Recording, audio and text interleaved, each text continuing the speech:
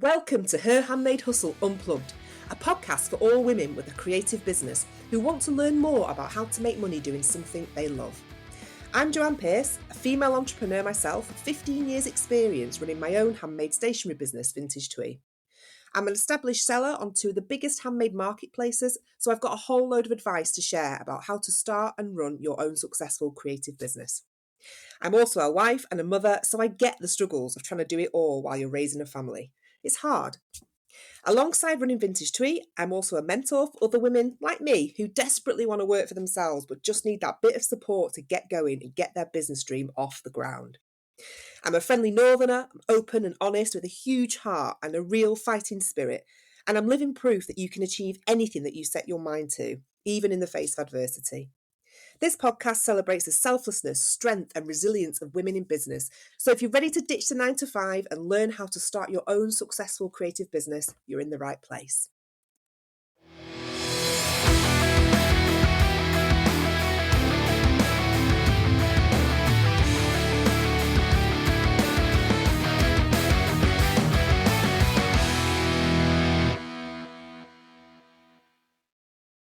Hello and welcome to the Her Handmade Hustle Unplugged podcast. Thank you for choosing to spend your time with me today. I promise you won't regret it.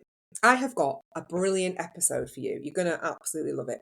It's a little more lighthearted and it will be sure to make you laugh as always, but it is full of business gold because I want you to go away from this learning something that you can apply to your business if you have one, or it's going to help you if you're in the beginning phases and thinking of starting one. So let's get right to it. If you're subscribed to my Substack, you'll already know that last weekend I did something I haven't done in years. I did a car boot sale. Now, it was a spontaneous decision, which isn't really how things roll in our house. We're planners. You know, we like to know what we're doing quite a few days in advance. But lately, I've just started being a bit more off the cuff because, well, A, it keeps life interesting, doesn't it? And sometimes the best decisions that you make are those that you just decide to do there and then. And B, it's the only way I can ever get my husband and my child to do anything different, mainly because they both prefer a plan and they're not massive fans of things being sprung on them. So sometimes it's the only way, isn't it? So I basically told them the day before that we're doing a car boot sale to get rid of some of the shit that's accumulated in our house since living here. And they either come or they don't. They came, unfortunately. No, I'm only joking. But I've always loved a car boot from an early age. We did them a lot in the late 80s as a family. And now when I look back, I think it's because we didn't have a lot of money.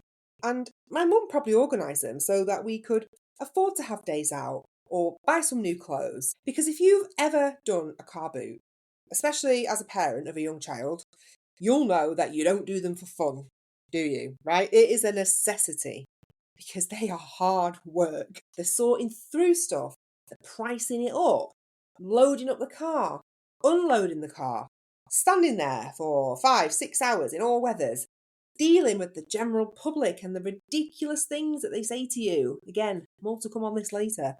But packing up everything back into the car at the end and then unloading it all when you get home. At that point, you've got to sort out what's definitely not going back in the loft and the stuff that's going up to the charity shop, or you put it on Facebook Marketplace, whatever. It's bloody exhausting. And for what? 100 quid? Like, surely there must be an easier way of making £100. I mean, we did all right, actually. We made £125, £25 of it was Eden's, she did well. And we had a beautiful day for weather. So on the whole, it was a good experience. But we know it doesn't always go like that. But I'd forgotten how valuable the whole experience was, especially now as a 41-year-old small business owner and not an 8-year-old child selling her toys, to buy new ones.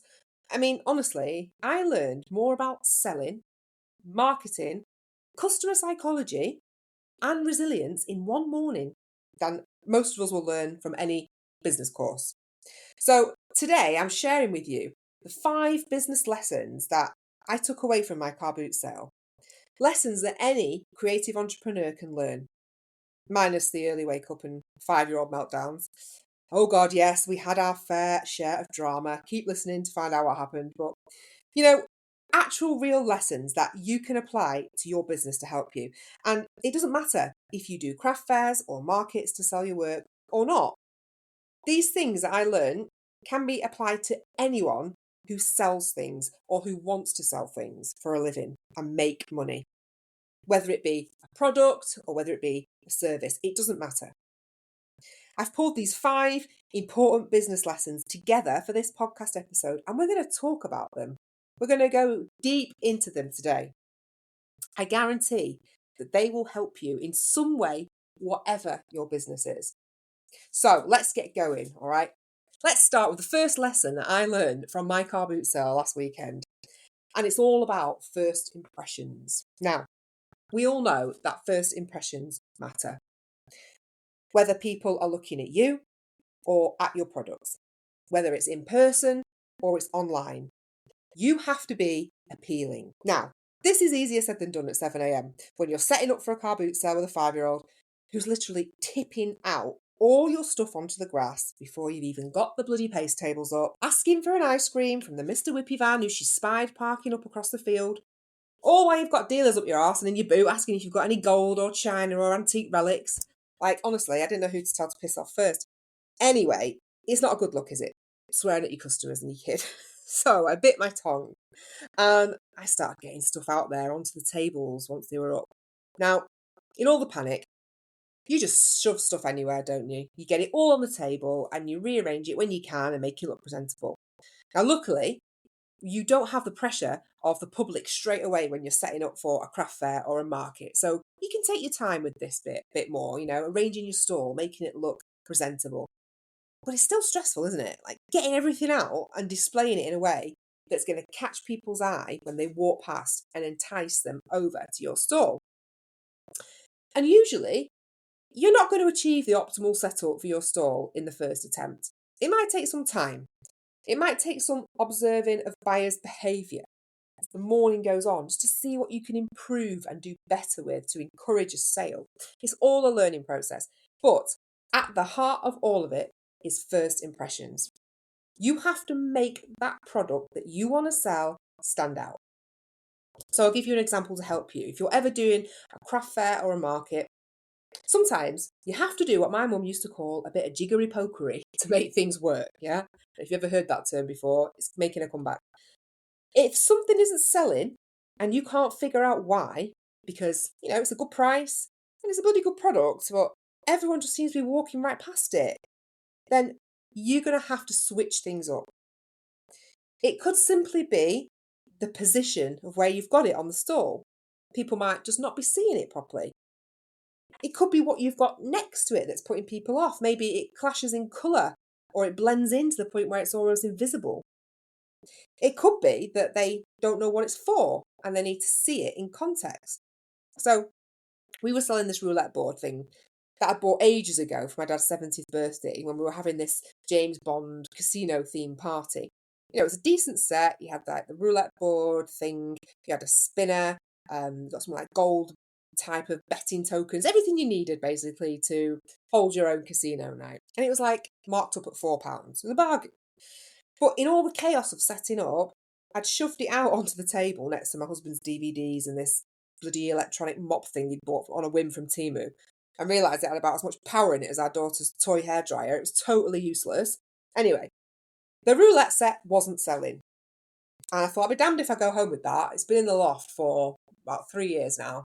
I'm not taking it back with me. And I saw people cast their eyes over it a few times. I saw them muttering something under their breath and then walk off. So I thought, right, what am I doing wrong here? So I went around the front of the stall and I looked at it from the customer's point of view. And it was just a black box with a picture of a roulette table on the front. So I thought, right, I am going to sell this thing if it kills me, yeah? I am not taking it home. So I shoved the Temu cleaner out of the way, I cleared a decent space on the table, and I got it out of the box. So I displayed the spinny thing, which caught the sun every time I spun it and blinded the old couple opposite selling old Avon products from 1999. You know the type of stall I mean, don't you? I stood the box upright behind the roulette board so people could see what it was. And then, this is a stroke of genius, I found some travel books that we were selling on Las Vegas. And I displayed them around it. And finally, I changed the writing on the sticker from roulette set, £4 or whatever it said, to full roulette set, exclamation mark. Perfect for casino-themed parties or nights in, only £4. And guess what? In less than 5 minutes, some guy came along and bought it. No hesitation whatsoever. It was gone. I'd managed to change the first impression right around for this item that I was selling. Now, it might sound simple, yeah, get it out of the box so people can see it, but it's much more than that. That first impression is everything because most people will buy quite quickly if you get this right. If you present the product correctly, you use the right language and the words to appeal, you sell a lifestyle, you put it into context for the customer, you'll find you get a lot more sales. And to prove my point, I did it with another product. So this time it was a giant bag of soft, fluffy pom-poms that were brand new. And I bought the whole bag on Amazon because Eden had requested a specific pom-pom colour for this scarf that I made for her at Christmas. And of course, it only came in like a multi-pack of 30. I only did 2 of the bloody things. So I thought, right, I'll sell the rest of them. I've got no use for 28 pom-poms. So I bagged them up in this large clear cello bag and I popped them on the table at the car boot sale. £2 for the lot. You know, again, absolute bargain. It was actually a crafter's dream buy, I'm telling you. But did anyone even stop to look at them? No. Did they even see them? I don't know. Again, it was a hell of a good deal for these premium pom-poms, and I was determined that I wasn't taking them home. I've just been finding them everywhere over the last few months, and it's been really getting on my nerves, like literally turning up in my bed, Eden's book bag, found one in the fruit bowl the other day. Anyway, they weren't coming back with us. So I got a basket that I was also selling and I tipped the pom-poms out into it and I put them at the front of the stall. Now the colours were visible. You could see how beautifully bright they were. You could feel how soft they were. And people were immediately drawn over. And again, in less than 2 minutes this time, I'd sold the lot. Now, this technique works really well if you have a particularly tactile or sensory product or something that really appeals to people's senses. So you need to let them see it in all its glory. You need to let them feel it, touch it, smell it if it's got a scent, like if it's a soap or candles. Taste it if you are a baker and you're selling your bakes. You've got to stimulate these senses in people to make that first impression count, and it will lead you to a sale. Now, as I said before, this lesson is about making the best first impression, whether you sell in person or online. It applies to every element of your business, your website, your Instagram grid. These are your shop windows, much like my tables at the car boot sale, and they matter way more than you think they do. You need to keep them clean, you need to keep them inviting, so you make the best first impression that you can to maximise your chances of making a sale. Now, my second lesson that I learned during the car boot sale last weekend was that people love to feel like they are getting a win. Now, this one is all about the psychology of bargain hunters. And you get a lot of these, not just at car boot sales, but when you run a business, right? It doesn't matter if you've been going 10 months or 10 years and you sell carpets on the market or you're selling professional services, people will haggle with you. It's like this innate thing inside of human beings, this thrill of getting something for cheaper than it should be or free. I mean, you can see why shoplifters get off on it, can't you, sometimes? Now, it's really annoying for us business owners because it instantly feels like someone devalues you, your time or your product. But actually, it's not about you. It's not that they don't think your time is worth it or your product is too dear. No, not at all. It's about them. They want to feel like they've got a bargain. They are looking to justify their purchase for whatever reason. Maybe it's that they shouldn't really be spending money, as funds are tight, or maybe it's just the satisfaction that they get when they get something for cheaper than it's advertised. I actually know someone who's a serial bargain hunter. I kid you not, this is another level shit, honestly. She will go out of her way to get things free or cheap, and not because she's particularly broke, because she's not, but she just loves the thrill of it. And to be fair to her, she's pretty good at it. Yeah, she's had free holidays, she's had free housing, she's got cheap deals coming out of her ears. I mean, she's pretty ballsy in her approach to get this stuff, and I don't think I could do it without someone thinking I was a freeloader. But I'll tell you something, she got more money than me. Yeah, it's crazy. She just loves the thrill of the chase, getting something for nothing. I mean, I'm too tired half the time, it's far too much effort.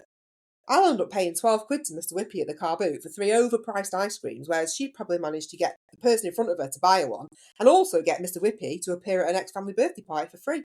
Honestly, you have to see it to believe it. It's mad. But you need to remember that it's not about you when people question your prices. If they don't align with that customer's values or beliefs, they aren't going to pay it anyway. And that's fine. That's about them. Your prices align with your beliefs and values, and that's what matters. And you want the people who share the same values as you to be your customers, not the ones hunting for a bargain only.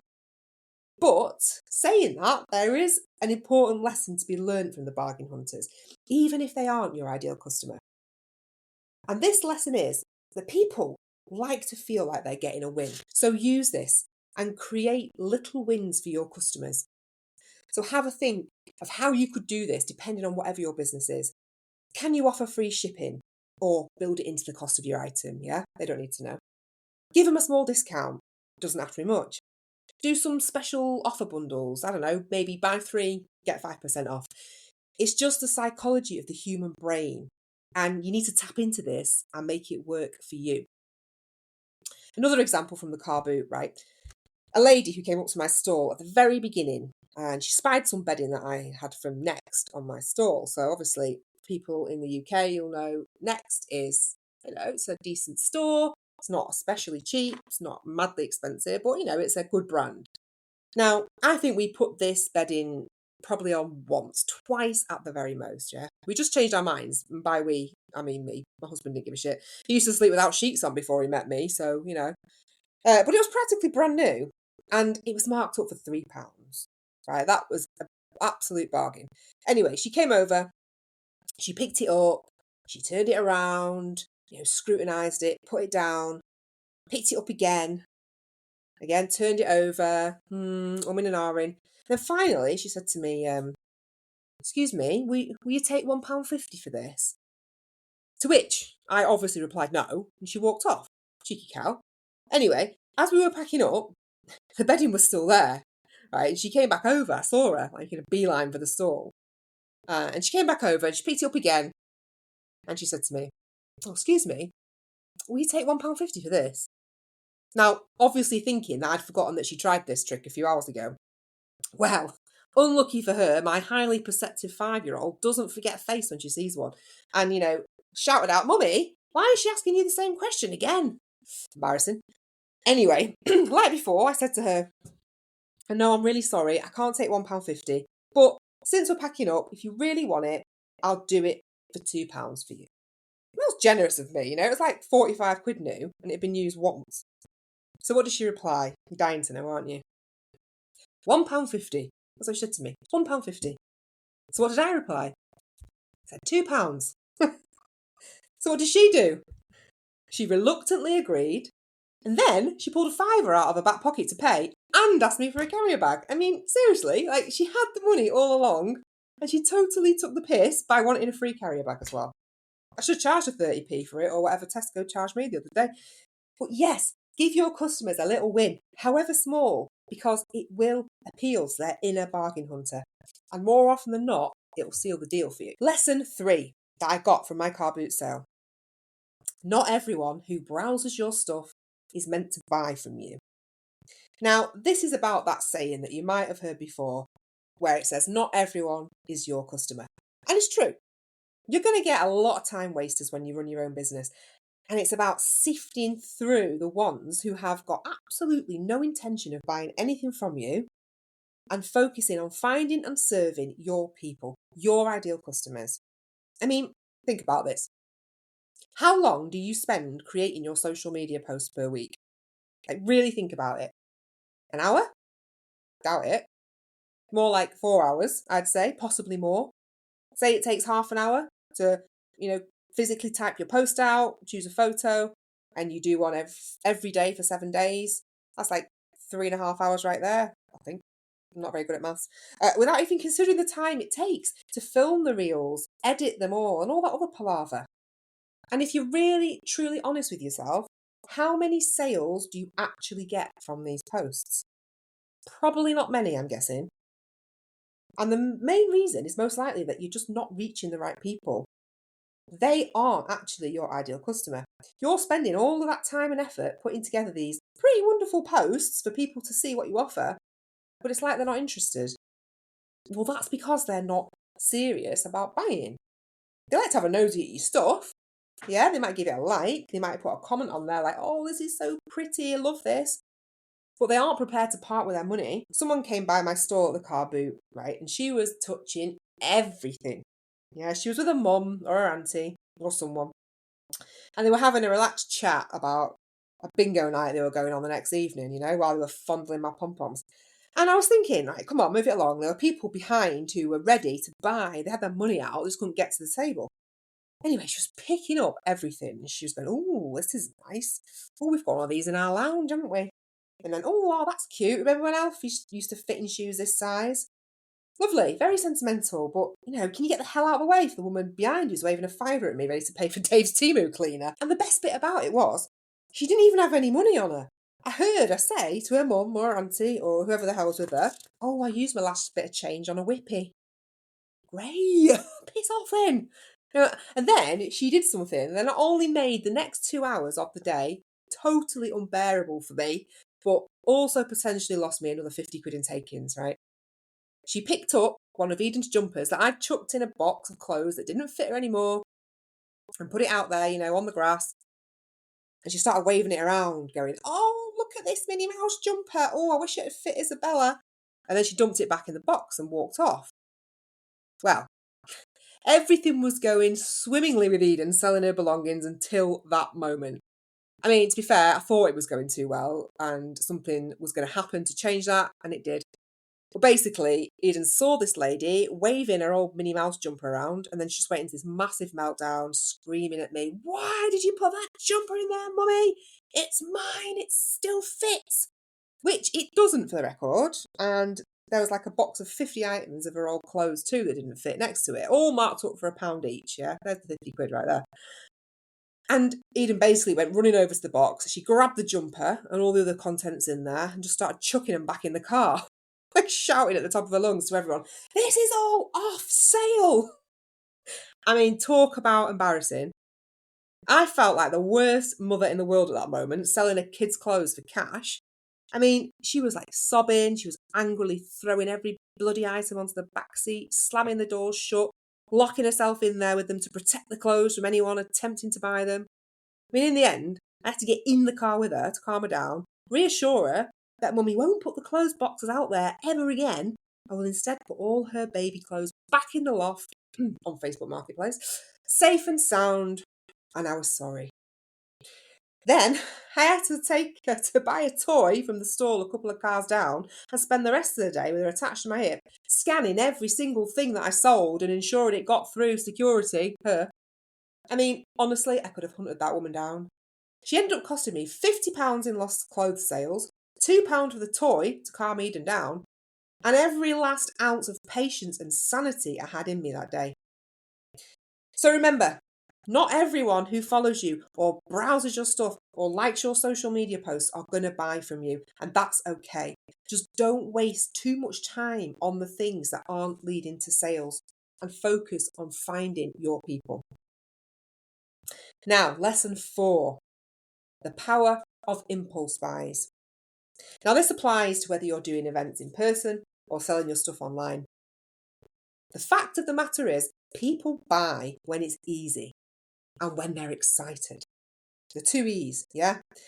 Both of these things are really important things that you can actually manipulate to close a sale.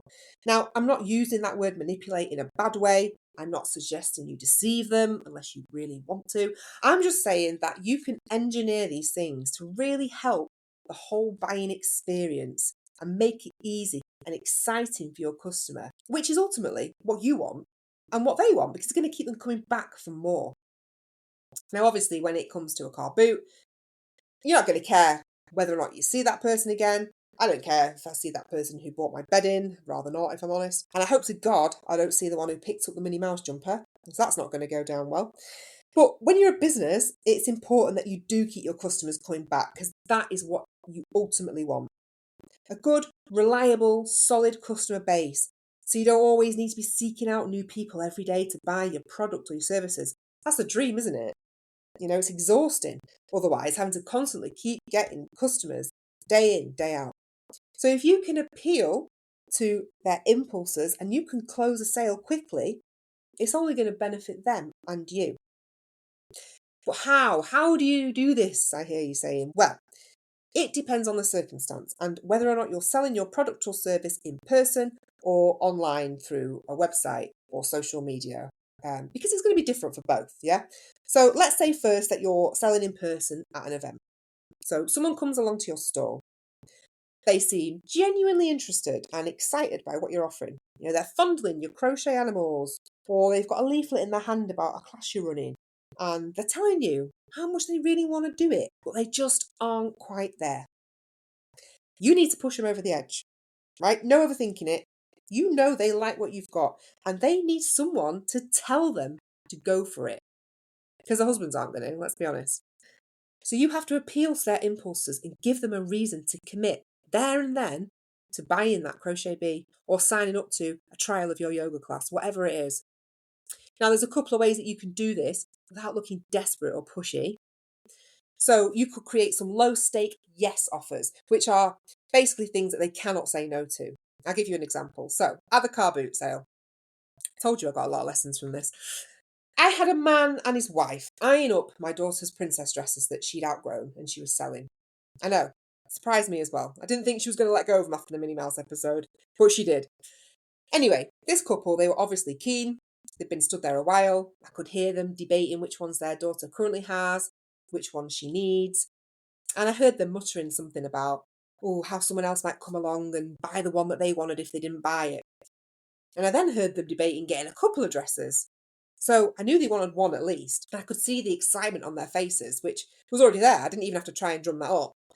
Now I just had to make the sale easy for them to close it. So I thought of a low stake offer there and then that they just couldn't say no to. Right? I'd left them long enough to deliberate, and I decided, right, now's my time to chip in. So I just said, hi, just to let you know, the dresses are £3 each, but if you wanted to take 3 now, I'll do them all for £8. And I've got a big bag here too that's going to fit them all in, so it'll save you lugging them around the car boot. Now, this was a good low stake offer for me because I was only losing £1 if they bought 3 dresses. But you compare it to if they'd only bought one, I only would have made £3 instead of 8. So I just thought, bugger it, I'll try it. Anyway, as soon as I said it, the dad's face lit up and he snapped my hand off. It just made it super simple for him, and I'd made the decision for him, technically. I'd appealed to his impulses, and he got his money out. And you could do the same. If you're selling at a fair, you've got to do something that's going to push them over the edge. Tell them it's one of a kind. It's your last one. If they walk away and buy it online, then they'll have to pay postage. Try and make their life as easy as possible and catch them in the moment when they have that adrenaline rush to act on their impulse. If you're, say, wanting people to sign up to your yoga class, you could tell them that you're only able to offer that price today and then it goes back up again, so long as you're not lying, of course. Now, if you're selling online and you want to catch people on impulse, then this is different, okay? There's a different technique. You need to be popping up in their lives when the impulse may strike them. But when is this, you're thinking, yeah? How are we going to know when that impulse is going to strike them? Well, let's say that you want to advertise your yoga class to get some people signed up. You could put a poster up in the places where your ideal client, target audience, whatever, might be susceptible to giving in to their impulses. So let's say you know that you can help new mums. You can help them feel less stressed, more relaxed, and generally fitter overall. Because, they're feeling a bit down about their postnatal body, they're low on energy because they're not getting any sleep, their mood is low, they're generally knackered, and they just feel like they need some time to recharge and do something for them.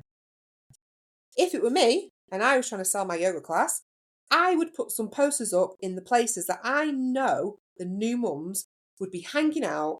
Well, not just that, but they would be feeling those things that I just mentioned. The fact that they are down about their postnatal body, they are low on energy, they've had no sleep. Places like mum and baby groups, they're usually held in community centres, aren't they, or churches or child-friendly places, but they always have notice boards.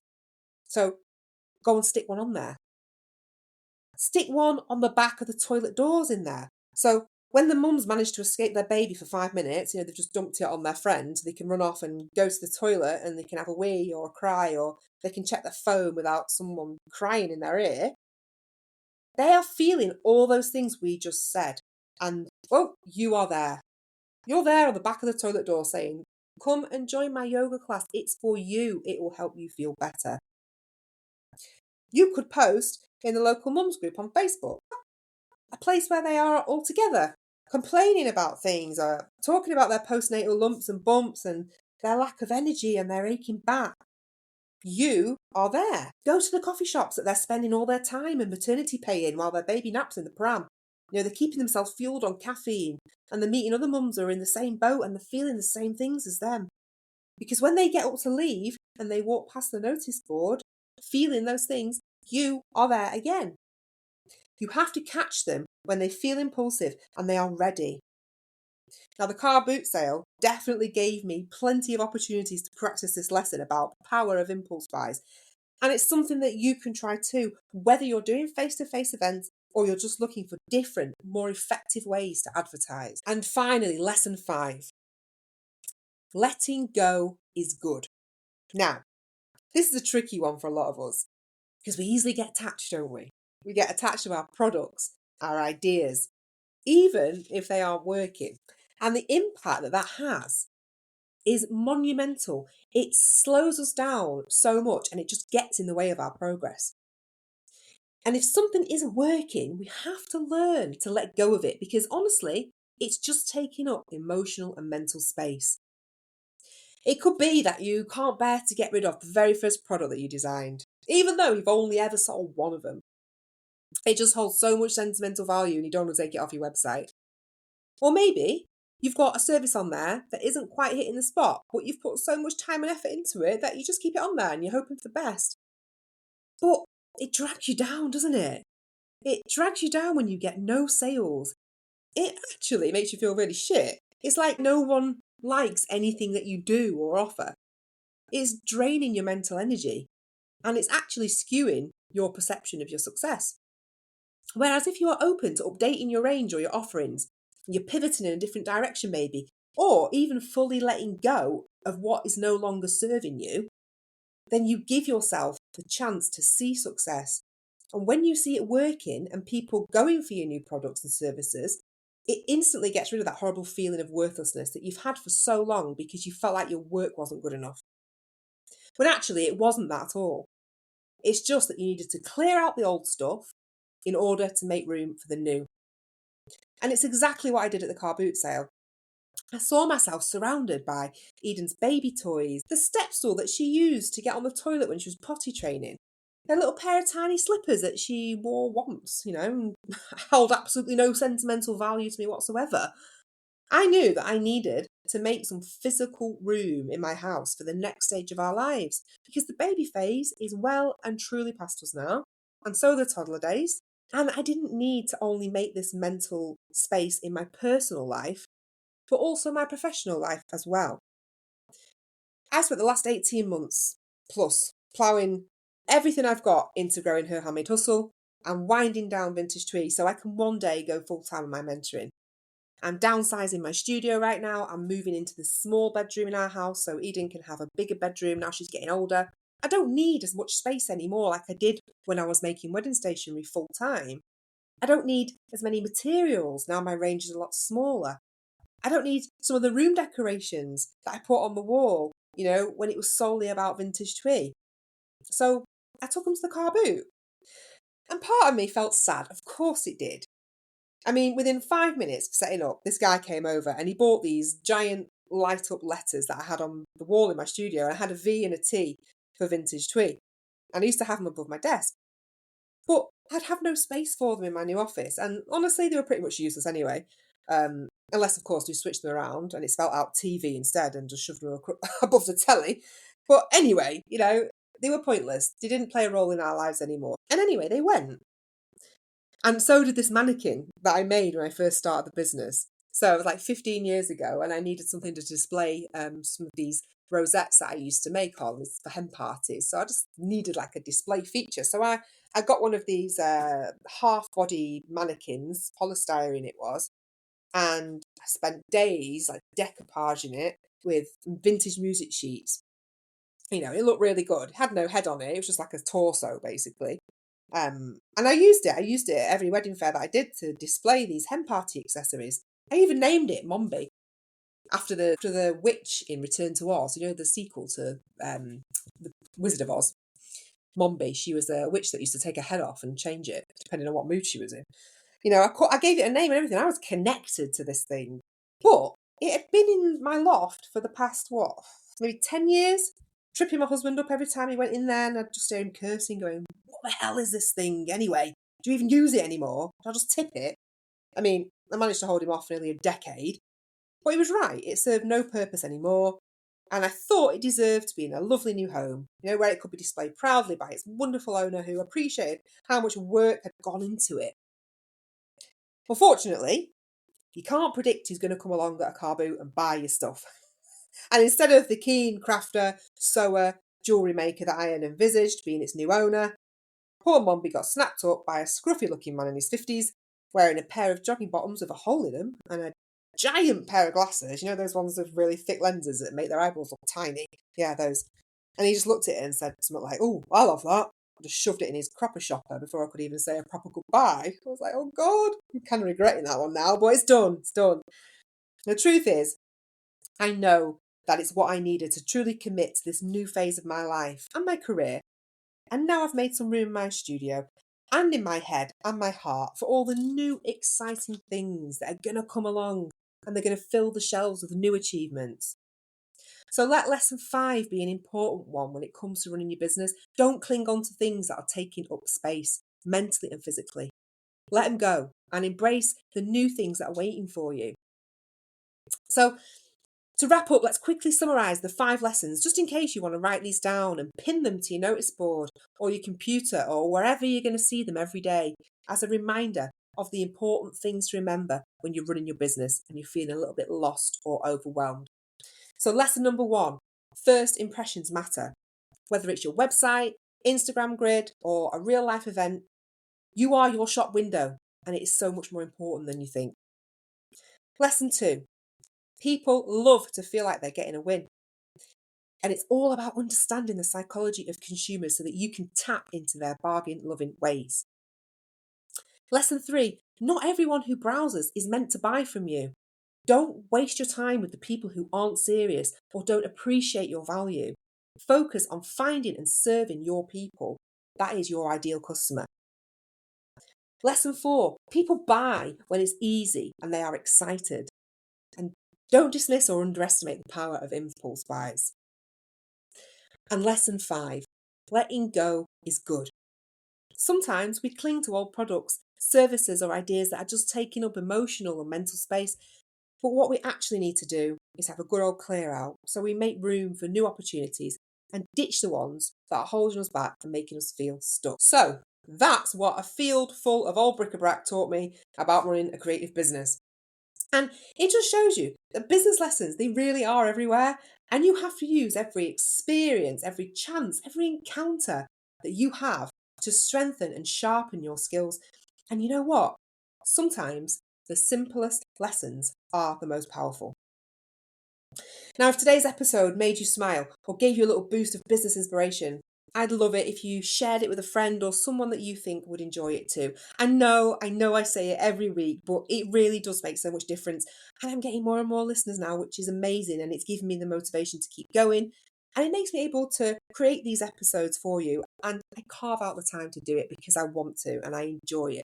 So thank you from the bottom of my heart for listening and sharing my podcast. Honestly, I really appreciate it.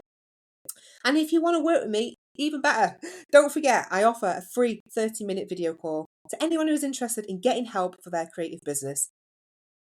Even if you don't know what help you need, but you know you'd like something, let's chat. I'll sort your head out in 30 minutes, trust me. And then if you like what you hear, you might want to work with me more. But honestly, there's absolutely no obligation. Or if you already know that me and you would work wonders together and we would change the world, and you want someone in your corner to help you grow your business or get it off the ground, then do take a look at my one-to-one services on my website. My new Pick and Mix package is on there now, and you can basically build your own mentoring package depending on what it is that you need help with the most. It's pretty cool. And it just really makes me want to go to Tesco and buy a giant cup of Pick and Mix every time I think about it. Anyway, thank you. Thank you once again for choosing to spend time with me today. Do get in touch if I can help you. Subscribe to my Substack to receive a weekly article from me every Monday. And most importantly, enjoy the rest of your day. I'll see you next time.